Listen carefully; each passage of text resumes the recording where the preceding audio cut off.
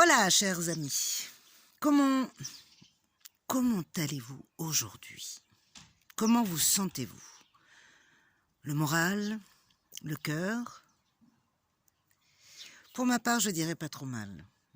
Heureuse de pouvoir partager à nouveau ce petit moment avec vous. C'est sous les auspices de l'amour que j'aimerais aborder cette 11e vidéo et y inscrire le titre. L'amour. L'amour, le cœur, la mûre, disait Lacan, l'âme qui a mûri, dit-on aussi. Au passage, j'ai une petite pensée pour mon ami Alain, qui a des petits soucis de santé. J'espère que tu vas bien. Voilà. L'amour donc nous fait tourner la tête, nous fait toucher les étoiles, transcende notre quotidien et pourtant nous le connaissons si peu en vérité. L'amour donne des ailes, mais il peut aussi nous les enlever. C'est une ronde incessante qui nous emporte, nous entraîne, nous ensorcelle et scelle notre destinée. Comme chantait la Calas, l'amour est un enfant de bohème qui n'a jamais connu de loi. Mais si je t'aime, prends garde à toi. L'amour fait peur, il donne le vertige.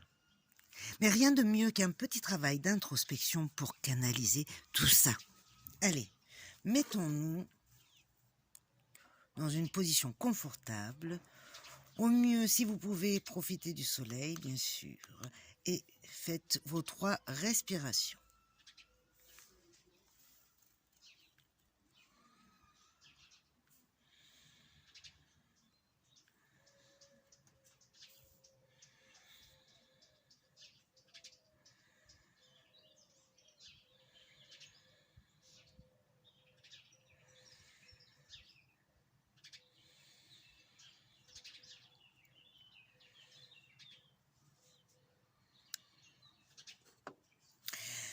À défaut de vraies relations physiques,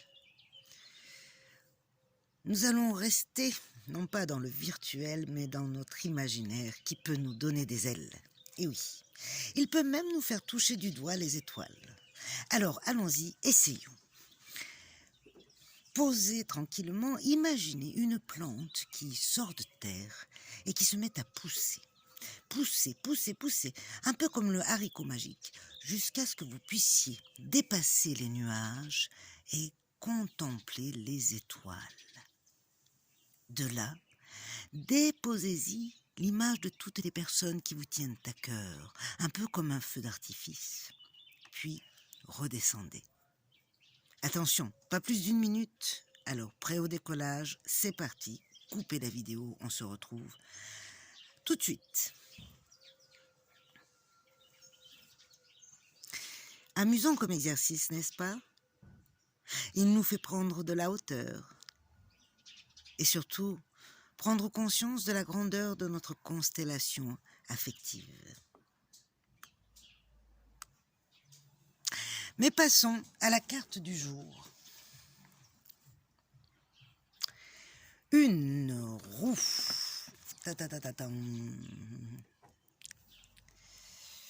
Une roue, ça tourne, c'est cyclique, présente et en même temps tellement impalpable sans l'arrêter. C'est la roue de la fortune. Peut-être allez-vous gagner des millions aujourd'hui. Rien n'est impossible avec elle. Il suffit d'attendre le bon moment et d'être sur la bonne boucle. Car elle est infinie, sans sens précis, mais plutôt pluriel. Elle répond à une logique. J'aime ou j'aime pas.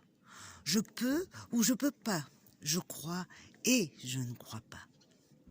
Mais croyez-moi, elle vous ramènera toujours à vos choix. Elle porte le chiffre 10. 10 est le symbole d'un nouveau cycle, d'un début de cycle lié à l'expérimentation. Il porte un 1 et un 0.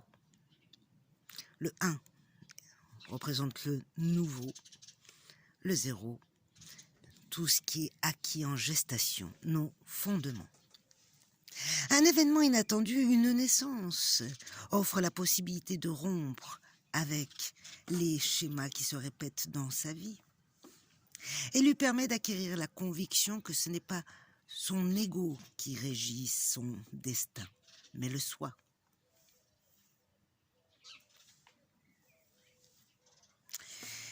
Mais pour vivre, nous devons nous engager. Et il y a tellement de possibles, une vraie marée. Nous sommes comme la roue du moulin à eau, qui par moments se sent complètement submergée, mais finira toujours par sortir sa tête hors de l'eau.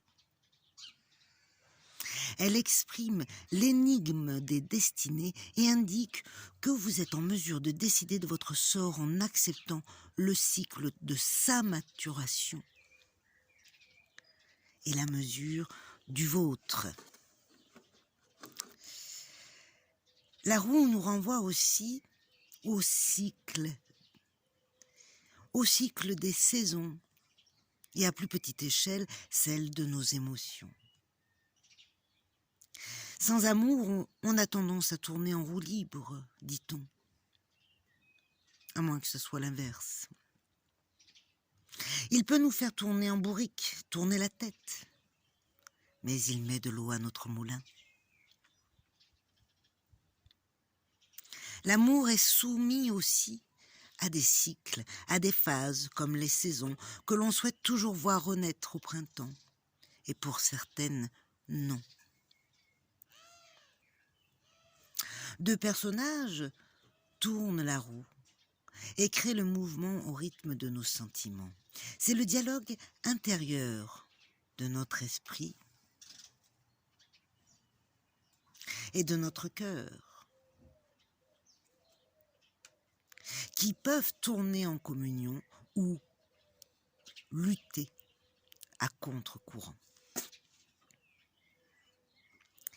Ce qui nous amène à notre petit travail du jour, qui va se porter bien sûr sur les sentiments. Comment vous aimez-vous? Oui, vous. Difficile à dire, hein? Surtout à évaluer. Pour cela, je vous propose un petit exercice. Regardez-vous dans la glace et essayez de vous dire « je m'aime ». Et notez la difficulté et la gêne que vous ressentez.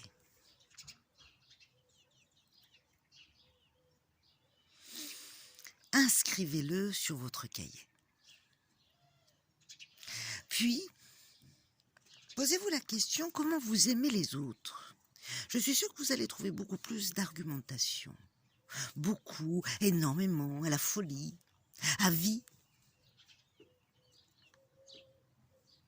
Inscrivez-le également sur votre cahier et faites le comparatif. Si on relie les deux maintenant, si on branche le fil, est-ce que votre amour est équitable? Ou plutôt disproportionné?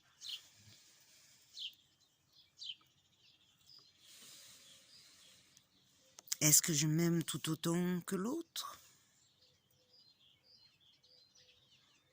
Notez le décalage.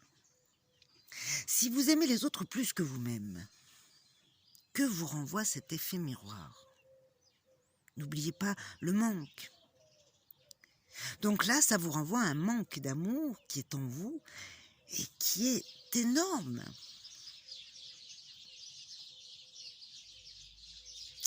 Si je m'aime moins, ça sous-entend que je suis moins bien. Si je porte l'autre à bout de bras pour qu'il soit en haut de la roue, à la lumière, moi je me situe où? En bas. Mais si je fais l'inverse, c'est l'autre qui est en bas. Et chacun a besoin de son petit instant de gloire.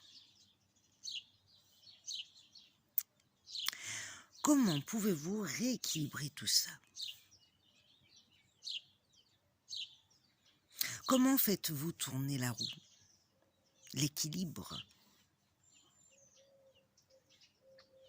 Je vous laisse réfléchir dessus et trouver bien sûr les solutions. Pour ça, aujourd'hui, comme à notre accoutumée, nous allons nous aider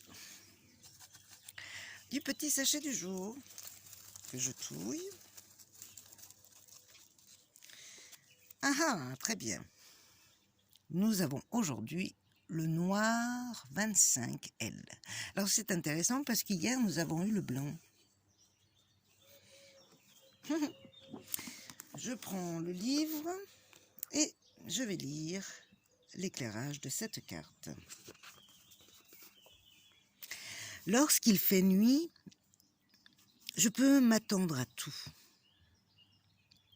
Mon mental et ma conscience, mes antagonistes, m'accompagnent. Les deux sont là. Le premier, mon mental, je le connais. La nuit, il imagine parfois de belles choses, comme dans un rêve. Parfois, il me montre des cauchemars. La seconde, ma conscience, apaise mon ego. Elle sait comment s'y prendre avec moi. Une fois que quelque chose est fini, elle dit que cela ne sert à rien de continuer à y penser. Autant fermer la porte pour laisser venir la vague suivante. Génial? C'est toujours intéressant de voir à quel point il y a une certaine synchronicité entre toutes choses.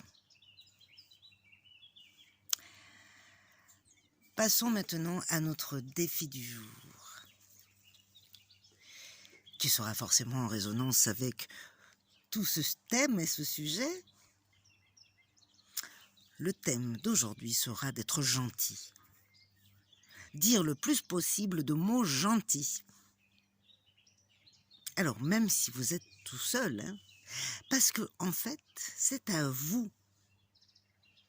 Oui, c'est vous que vous allez féliciter. À chaque fois qu'aujourd'hui, vous poserez les yeux sur quelque chose que vous avez fait, rappelez-vous comment c'est arrivé là. Le plaisir de l'avoir fait ou fini. Et félicitez-vous. Dites-vous-le, haut et fort. Ça, c'est super, ça. Ah non, mais là, j'ai bien assuré.